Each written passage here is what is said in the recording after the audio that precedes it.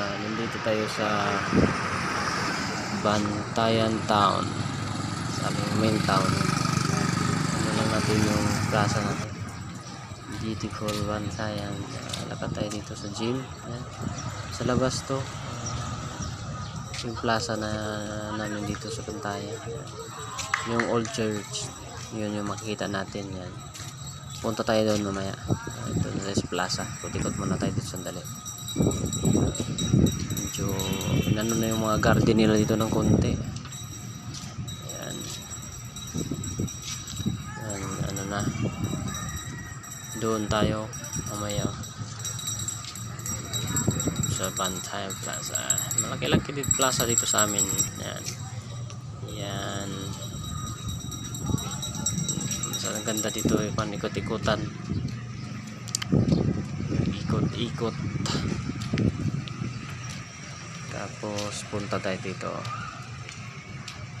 Sarap magtambay dito. May ano tayo dito, hindi masyadong mainit dito banda. Pasok tayo, pasok lang tayo. Yan. Ano natin tungkol natin, Bayan ng Santa Fe. Bayan ng Santa Fe.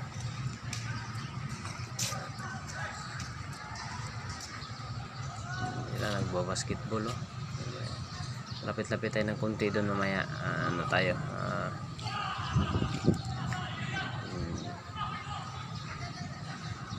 malaki ng area nilang ground. Parang oval to kasi pabilog. Hindi lang natin na ano masyado, busy tayo ng konti. May ano tayo, may ginagawa tayo dito, kaya nakapag ano lang tayo, nakaw video lang.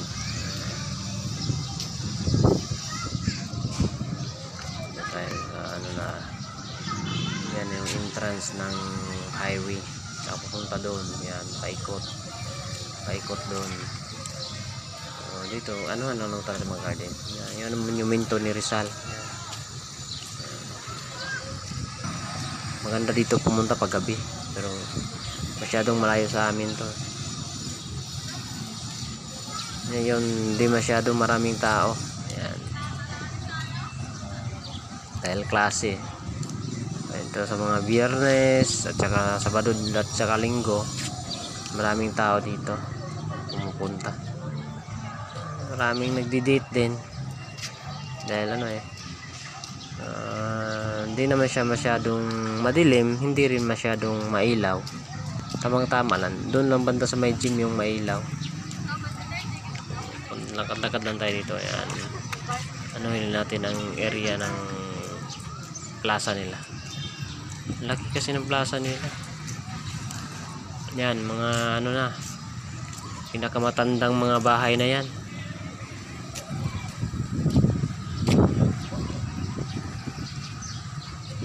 Tisa House, ganun.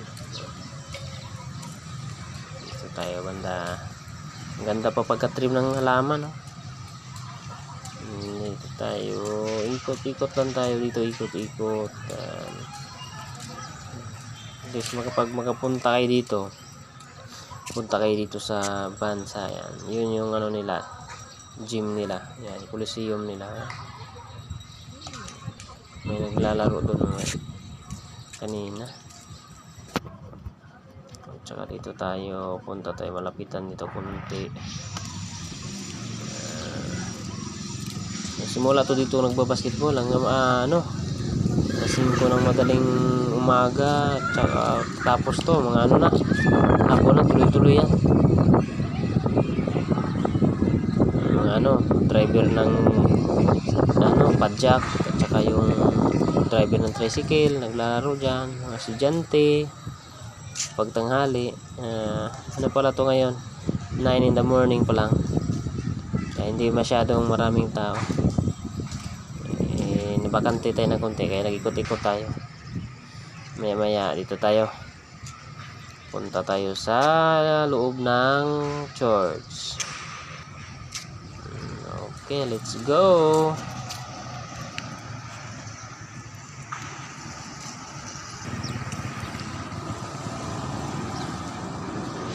tayo sa loob. Pasok tayo. Mag-ano lang tayo ng sign at cross lang tayo dito. Dito. Tanaw tayo ng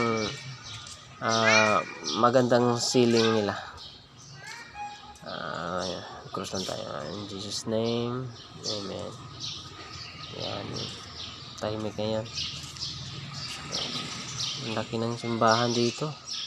Ito yung pangalawang pinakamatandang simbahan sa buong Pilipinas. Sa amin. Almost 500 years old na to. Almost or more than na. Ganun. God is flow, kuya. Isali mo ako sa dasal mo. Ayan na natin ang tanawin sa ceiling. Ayan. Yung labas tahimik. Ano kasi ngayon Miyerkules, Biyernes tsaka Linggo, ang daming tao dito.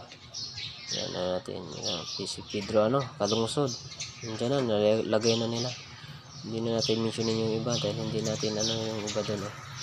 Malayo na kasi, hindi na tayo papasok doon sa kwan. Dito lang tayo sa bandang lang. I-zoom lang natin.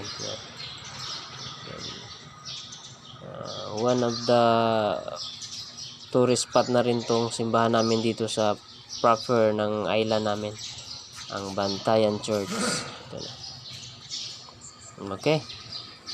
Lalabas na ako dahil tinatawag na ako, nag-text na. Okay, see you next time mga kaibigan. Bye bye. Love you all.